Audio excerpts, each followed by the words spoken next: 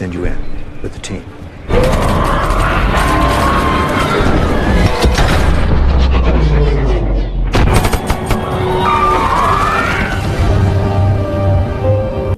Tes, halo para penikmat film zombie yang lagi pada rebahan, duduk, main, ataupun mikir mantan.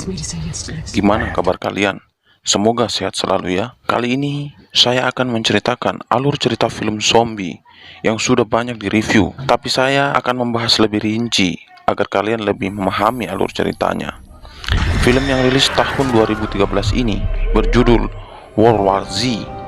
Film yang bergenre action horror fiksi ilmiah ini disutradarai oleh Mark Foster, diadaptasi dari novel tahun 2006 karya Max Brooks dengan judul yang sama, menceritakan seorang mantan anggota Perserikatan Bangsa-Bangsa bernama Gary Lane yang diperankan oleh Brad Pitt sebagai bintang utama mengelilingi dunia untuk mencari cara menghentikan virus rabies penyebab wabah zombie yang melanda seluruh dunia. Di luar dugaan, ia menemukan sesuatu yang orang lain pun tak menyadarinya. Lalu, seperti apa alur ceritanya? Let's go to movie.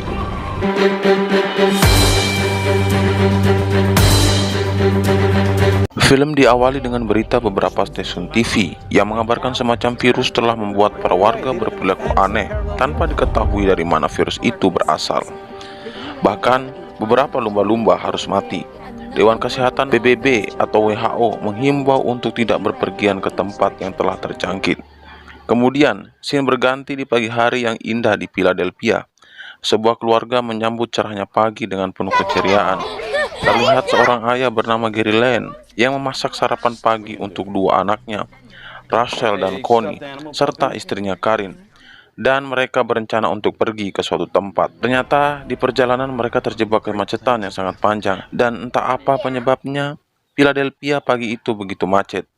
Tak lama Gary memutar radio dan mendengar WHO menemukan virus rabies yang telah mewabah di kota Taiwan dan sudah menyebar ke 12 negara. Lalu, tiba-tiba saja spion mobil Gary ditabrak polisi hingga pecah. Lalu Gary keluar untuk memeriksanya. Pada saat bersamaan, di kejauhan terdengar bunyi ledakan.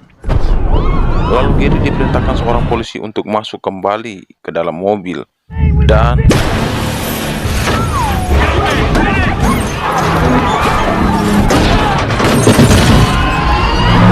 merasa tidak aman, lalu mereka bergegas keluar dari tempat itu. Namun di saat lengah, mereka tertabrak mobil ambulans.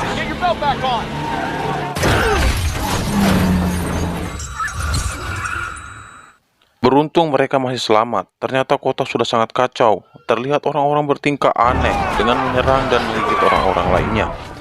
Di sini Gary melihat seseorang pria atau mas-mas ini yang tergigit dan dalam 12 detik berubah menjadi makhluk yang mengerikan yang disebut zombie.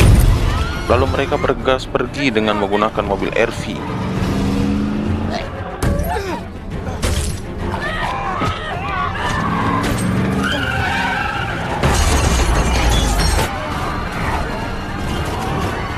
Akhirnya mereka bisa keluar dari kota itu. Di perjalanan, Rachel terserang asma, sementara obatnya yang berada di tas tertinggal di mobil mereka tadi. Dan Gary harus mencari obat di apotik untuk Rachel. Lalu Gary mendapatkan telepon dari Thierry, rekan lamanya waktu di PBB dahulu. Ia mengabarkan hampir seluruh kota New York musnah, tapi ia berhasil lolos dan akan mengirimkan helikopter untuk menjemput Gary karena sangat membutuhkan bantuan Gary. Singkat cerita, mereka sampai di supermarket yang sudah sangat kacau. Di sini Gary dan Rachel pergi mencari obat, sementara istrinya Karin dan Connie pergi mencari makanan untuk persediaan mereka. Namun di saat Gary sampai ke tempat obat tersebut, ternyata ada yang menjaga. Tapi melihat keadaan Rachel, ia memberikan obat. Tiba-tiba Connie berteriak. Ternyata Karin sedang dijamret. Beruntung dengan skop kali 16-nya, Gary berhasil menembak jamret tersebut hingga tewas. Kemudian mereka bergegas keluar dari supermarket itu. Tapi ternyata mobil RV mereka telah hilang. Gary kembali menelpon Thierry dan mengabari bahwa ia terjebak di kota Newark dan memintanya untuk menjemput di sebuah apartemen sementara ia pergi ke sana. Tapi Thierry mengatakan helikopter bisa menjemput mereka saat subuh. Mereka terus berlari ke apartemen dan zombie-zombie terus mengejar mereka.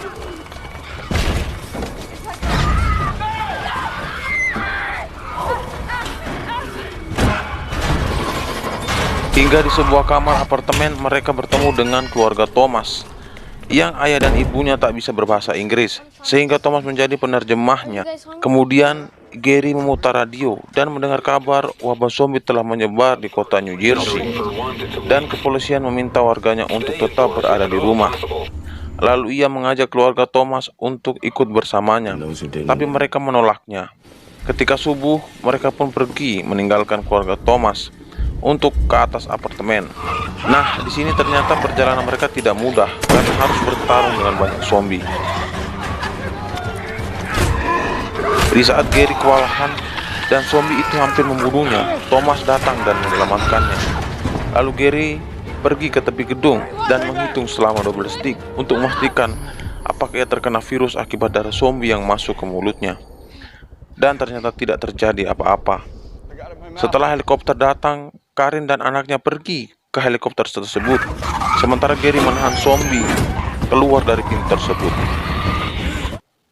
Kemudian setelah mereka berada di helikopter, Gary pun dengan cepat berlari menuju helikopter itu, sementara para tentara menembaki zombie-zombie dan pergi dari tempat itu.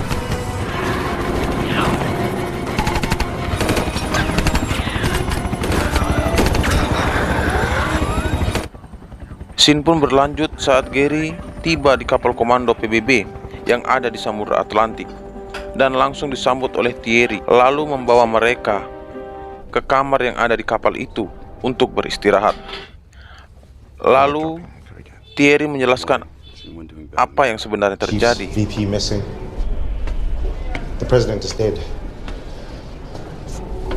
Thierry juga menunjukkan pada Gary seorang dokter ahli virus lulusan Harvard bernama Dr. Fashbeck yang nantinya akan dikirim ke camp Hampers, Korea Selatan untuk mencari petunjuk tentang email yang bertuliskan kata zombie serta menyelidiki dari mana virus itu berasal agar bisa dibuatkan vaksin untuk menghentikannya.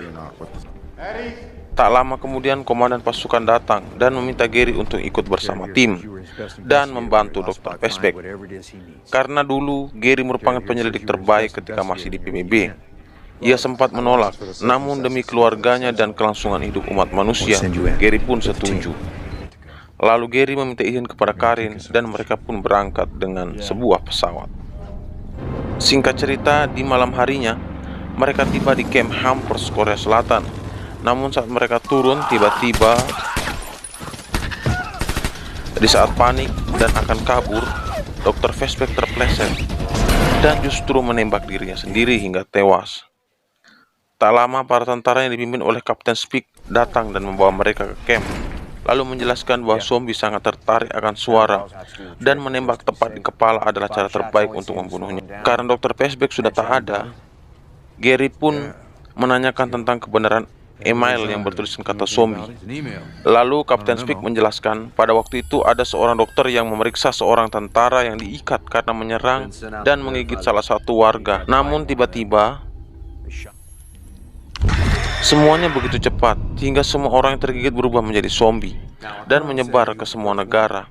Bahkan kolonel yang hendak memborgolnya pun tergigit dan menjadi zombie hingga Kapten Speak membakarnya beserta dokumen-dokumennya. Lalu Gary bertemu dengan seorang anggota CIA yang ditangkap karena menjual senjata ilegal di Korea Utara. Ia mengungkapkan sebuah teori konspirasi tentang tembok tinggi yang berada di Israel. Ia mengatakan Israel bisa selamat karena bisa menyelesaikan pembangunan tembok tinggi di Yerusalem tepat seminggu sebelum wabah itu menyebar. Dan jika Gary ingin mengetahui itu, ia harus menemui jargon Wamrun yang berada di Yerusalem. Gary memutuskan untuk pergi ke sana. Mereka pun bersiap-siap untuk menuju ke pesawat dengan menggunakan sepeda agar tidak menimbulkan suara dan harus mengisi bahan bakar terlebih dahulu. Saat di perjalanan, HP Gary tiba-tiba berdering dan membuat para zombie terbangun dan menyerang mereka. Lalu Kapten Speak datang membawa mobil tangki dan menabrak beberapa zombie untuk membuka jalan bagi mereka. Lalu ia memasang selang untuk mengisi bahan bakar. Saat Gary mulai mendekat dengan pesawat itu, tiba-tiba beruntung Kapten Speak berhasil menembak zombie tersebut. Tapi tanpa sadar, Kapten Speak tergigit zombie dan kemudian menembak dirinya sendiri. Saat akan lepas landas, ternyata selang bahan bakar belum terlepas. Lalu mas-mas ini mengorbankan dirinya untuk melepasnya. Lalu mereka pergi meninggalkan tempat itu. Saat pagi datang, Gary menelpon Karin dan mengabari dia akan ke Israel. Tapi tiba-tiba telepon mengalami gangguan dan terputus akibat ledakan. Tak lama kemudian Gary mendarat di Yerusalem, lalu dijemput dan dikawal oleh Segen dan para tentara lainnya untuk kemudian dibawa ke tempat jargon Wamrun. Kemudian setelah tiba, Gary menanyakan bagaimana Israel bisa menyelesaikan pembangunan tembok tinggi tepat waktu sebelum virus menyebar. Jurgen mengatakan waktu itu Israel menyadap komunikasi seorang jenderal di India yang mengatakan sedang melawan mayat hidup yang mereka sebut raksasa atau biasa kita sebut zombie. Gary sempat tidak percaya, namun Jurgen yang juga petinggi di Mossad yang merupakan badan intelijen Israel menegaskan bahwa dalam sistem Mossad, jika 10 orang menerima informasi yang sama dan 9 orang membuat kesimpulan yang sama, maka menjadi tugas orang ke-10 untuk menyangkalnya. Dan orang ke-10 harus mulai membuat asumsi bahwa ke-9 lainnya salah. Lalu Jurgen sebagai orang ke-10 yang menyangkalnya melakukan penyelidikan, dan ternyata kata zombie yang diungkapkan di India itu merupakan zombie yang sebenarnya. Lalu Jurgen memperlihatkan tembok tinggi pembatas antara manusia dan zombie.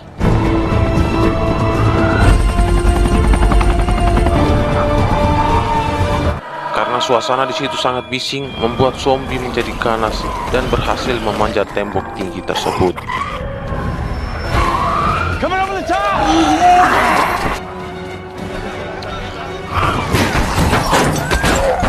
Dan zombie tidak ada halang ini, akhirnya berhasil menembus tembok tinggi Israel.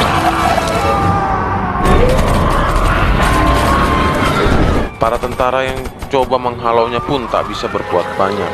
Lalu dalam perjalanannya menyelamatkan diri bersama Segen dan para tentara lainnya ke tempat penjemputan helikopter, Gary melihat seorang anak yang memiliki penyakit dan seorang kakek tua tidak diserang oleh zombie. Serangan zombie yang bagi tsunami ini mendesak Gary dan para tentara masuk ke dalam sebuah rumah. Di dalam rumah, para tentara menembaki zombie-zombie yang semakin banyak dan meledakkannya. Tapi tiba-tiba zombie menggigit tangan Segen. Tanpa pikir panjang, Gary langsung memotong tangannya. Ternyata hal ini membuat Segen tidak berubah menjadi zombie. Lalu Gary membawa Segen dan para tentara lainnya ke tempat penjemputan helikopter. Tapi ternyata di helikopter itu banyak zombie yang menyerang sehingga membuat helikopter jatuh dan meledak. Mendengar Israel yang telah dijebol zombie, pesawat yang akan membawa Gary pun pergi meninggalkannya. Sehingga dengan terpaksa Gary menyetop sebuah pesawat komersial yang merupakan pesawat dengan penerbangan terakhir dan pergi meninggalkan tempat itu. Kemudian saat di dalam pesawat, Gary membersihkan luka Segen dan mengganti perbannya. Di saat itulah Gary kembali mengingat tentang anak yang berpenyakit dan kakek tua yang tidak tergigit oleh zombie, dan mulai berpikir tentang perkataan Dr. Feshbeck bahwa kelemahan virus itu adalah virus itu sendiri. Maksudnya di sini adalah seorang yang terkena virus zombie tidak akan menyerang dan menggigit orang yang memiliki penyakit tertentu. Kemudian Gary menelpon Karin dan menyampaikan kepada Thierry agar memerintahkan kepada pilot untuk membawanya ke fasilitas penelitian medis terdekat. Dan mereka menuju bandara Cardiff di Wales. Namun ternyata saat mbak-mbak ini membuka pintu toilet, tiba-tiba ada zombie yang langsung menyerangnya. Tak butuh waktu lama, penumpang kabin belakang berubah menjadi zombie. Melihat hal itu, Gary dan para penumpang menyusun koper sebagai penghalang. Ternyata koper terjatuh, sehingga zombie pun menyerang kabin mereka.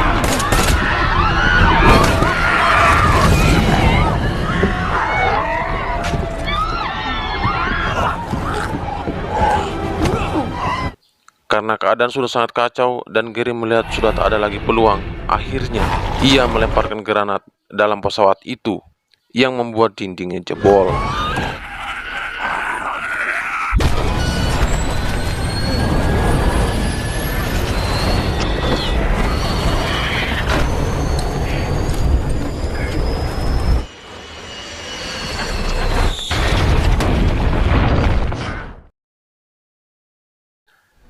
Setelah Gary tersadar, ia melihat Segen sudah tidak berada di kursinya. Ternyata perut Gary tertusuk sebuah besi, dan dengan perlahan ia menjatuhkan diri ke tanah.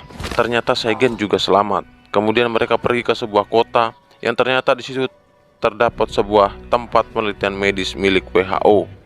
Di tempat lain, Thierry menerima kabar dan menyampaikan kepada Karin pesawat yang membawa Gary hilang kontak dan kecil kemungkinan untuk selamat.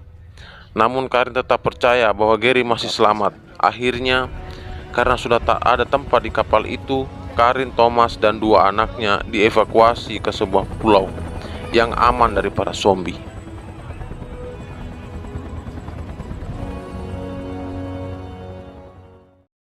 Sementara itu, Gary akhirnya tersadar setelah pingsan selama 3 hari. Beberapa dokter di sana pun menaruh curiga kepada Gary. Kemudian Gary menyuruh salah satu dokter, sebut saja Jono, untuk menghubungi Thierry dan menjelaskan semuanya. Setelah mendapat penjelasan, lalu dokter Jono menanyakan apa tujuan Gary datang ke tempat ini. Gary menjelaskan bahwa tujuannya datang ke tempat ini adalah untuk mencari bakteri atau penyakit paling mematikan beserta vaksinnya yang nantinya akan digunakan untuk melawan zombie. Para dokter itu tidak mempercayainya karena tidak mungkin bakteri atau penyakit mematikan dapat menginfeksi mayat hidup atau zombie. Namun akhirnya mereka percaya setelah Gary menjelaskan bahwa bakteri atau penyakit mematikan ini akan diinfeksikan atau ditujukan untuk orang yang sehat dan dijadikan sebagai kamuflase untuk menghindari serangan zombie. Namun masalahnya, sampel dari bakteri atau penyakit mematikan itu tersimpan di dalam brankas di sisi lain dari gedung tempat mereka berada, tepatnya di Wing B yang dipenuhi oleh zombie di dalamnya. Akhirnya, Gary memutuskan untuk pergi ke tempat sampel penyakit itu dengan ditemani oleh Segen dan Dr. Jono.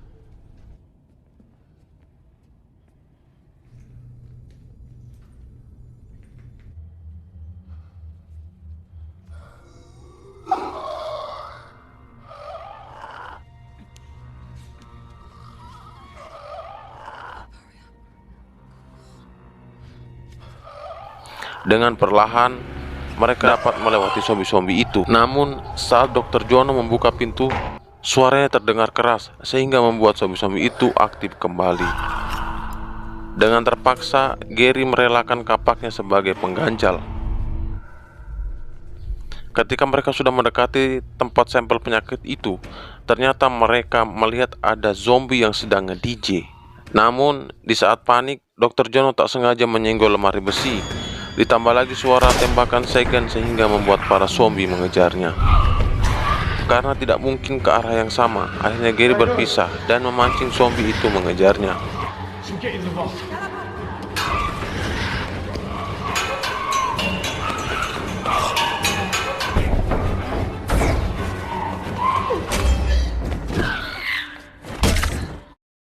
Sementara Segen dan Dr. Jono pergi ke tempat sampel penyakit itu. Namun ternyata di sana sudah ada zombie yang menghadangnya. Sehingga Segen dan Dr. Jono memutuskan untuk kembali.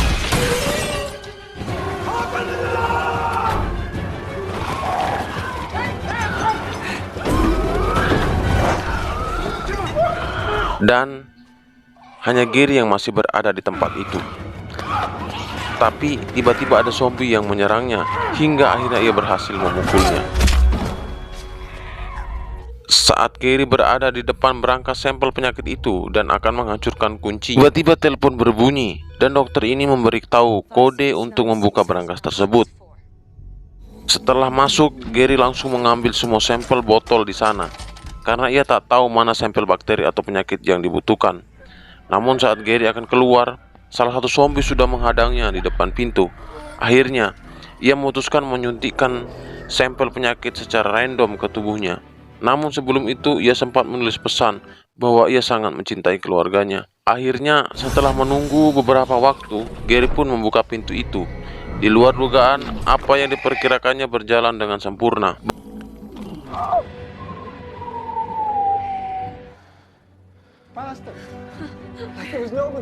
Bahkan setelah Gary membuat kegaduhan, Gary berjalan santai melewati zombie-zombie itu dan kamuflasenya berhasil.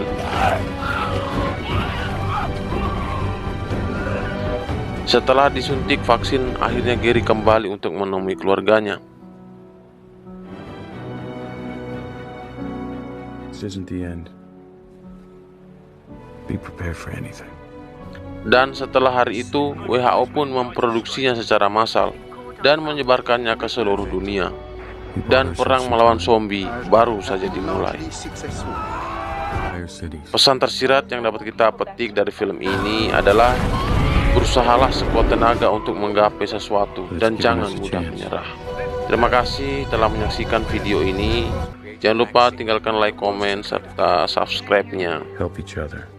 Dan kita akan bertemu di sequel kedua dari World War C. Sampai jumpa. Our war has just begun.